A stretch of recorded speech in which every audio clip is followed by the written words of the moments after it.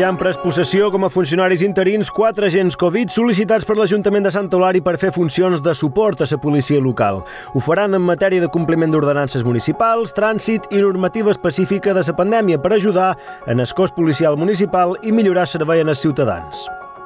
Santa Eulària ha obert el període de bonificacions fiscals a la taxa de residus, que enguany afegeix un 10% per les llars que facin compostatge. A més, el consistori organitza tallers domèstics d'aquesta matèria. I l'Ajuntament de Santa Eulària impartirà tallers per formar en màrqueting digital les dones emprenedores del municipi. Tot això i més en a Santa Eulària de Riu, més a prop.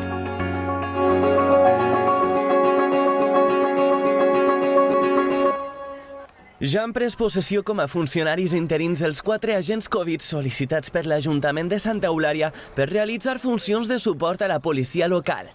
Ho faran en matèria de compliment d'ordenances municipals, trànsit i normativa específica de la pandèmia per ajudar al cos policial municipal i millorar el servei de la ciutadania. Una feina que ens darà recolzament a la que ja fa la policia local i que esperam d'aquesta manera poder tenir més mitjans en el carrer que no complirà quizà les baixes que tenim tots els ajuntaments per falta de formació del govern balear, de l'Escola Balear d'Administracions Públiques en aquest cas, per poder formar policies nous, però una ajuda és sí que benvinguda és aquest petit reforç que podrem tenir les policies locals. Els nous agents Covid formen part de la convocatòria de personal de reforç per als ajuntaments amb motiu de l'epidèmia realitzada pel govern balear. Inicialment tenen contracte fins al 31 de desembre.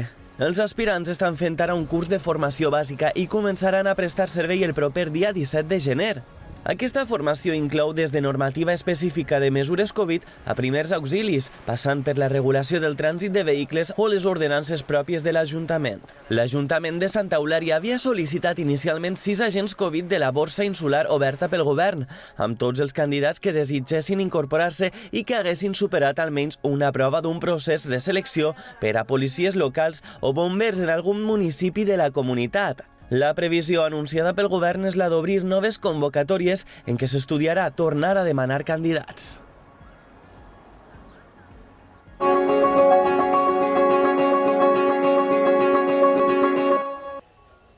L'Ajuntament de Santa Eulària ha obert fins el pròxim 31 de març el període per presentar les sol·licituds per optar a les bonificacions fiscals de la taxa de residus.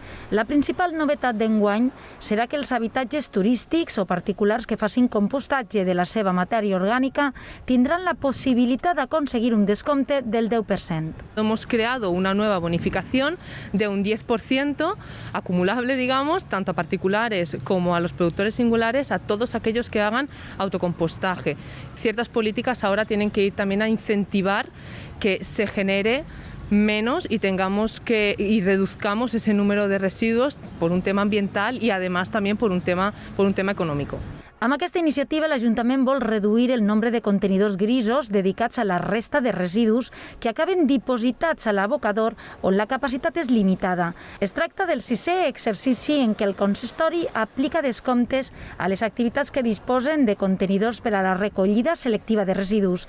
El 2021 es van bonificar 191 productors singulars que van obtenir descomptes d'entre el 20 i el 40% sobre el rebut. L'any passat, el municipi de Santa Eulària ha arribat a un percentatge de recollida selectiva de més del 28%, cosa que suposa un augment de més de 5 punts respecte al mateix període de 2020.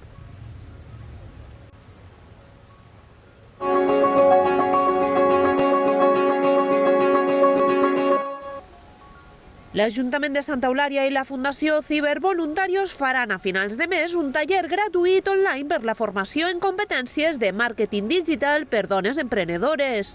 A més, les participants als cursos podran presentar les seves propostes de negoci innovador a un concurs convocat per la xarxa social Facebook que permetrà a les guanyadores rebre assessorament d'experts per impulsar la seva proposta. Amb el títol extraordinari Els tallers de competències digitals per créixer de local a global, els tallers es faran els dies 25 per nivell bàsic, el 26 per l'intermedi i el 27 per nivell avançat. Les inscripcions es poden fer a la pàgina web municipal santaeulariadelriu.com. L'Ajuntament de Santa Eulària inicia així un procés de col·laboració amb la Fundació Cibervoluntarios per aconseguir que tothom tingui l'oportunitat de fer servir les tecnologies per millorar qualsevol aspecte de la seva vida o el seu entorn.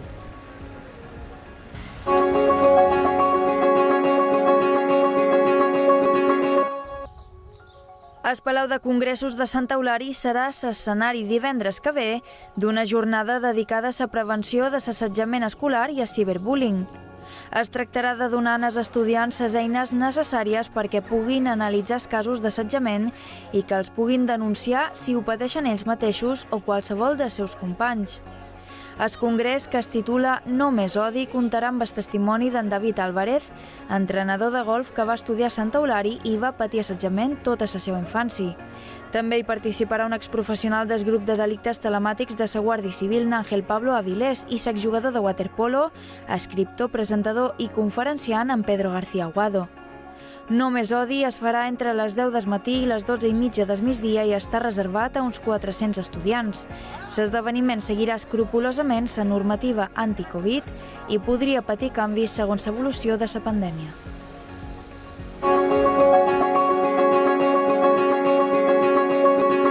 Una llanterna, 1000 històries, va aparèixer ja mai més. El Centre Cultural de Jesús acull aquest diumenge la representació de l'obra de teatre infantil L'aventura d'avorrir-se. Es tracta d'una obra de titelles de la companyia de Barcelona l'Estaquirot. L'argument explica la història d'una boixa que, malgrat tenir molts de juguerois, sempre s'avorrix i no sap jugar tota sola. Però la seva àvia, amb un simple aneguet de goma, la portarà a viure aventures per un món de colors i personatges sorprenents. Segons la companyia, l'aventura d'avorrir-se vol motivar la creativitat dels infants i reflexionar sobre la quantitat de juguerois i regals que tenim actualment a casa. Les entrades ja es poden comprar a la pàgina web santaeulariaderriu.com. I que és molt sàvia, va ensenyar-me que jo sola trobaria com jugar. Com jugar, com jugar.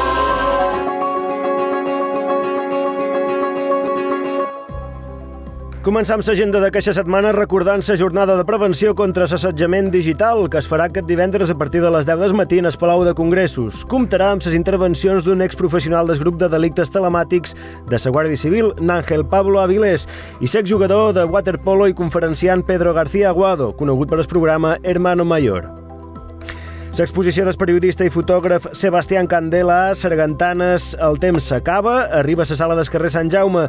Són 30 fotos de gran bellesa que mostren a Catanimalet, ara en perill d'extinció per culpa, entre altres coses, de les serpents, des d'un punt de vista molt proper. La poden veure a partir d'aquest dissabte i fins al dia 9 de febrer.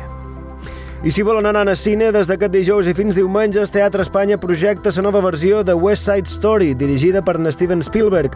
La fan a les 5 en versió original en anglès i a les 8 doblada en el castellà.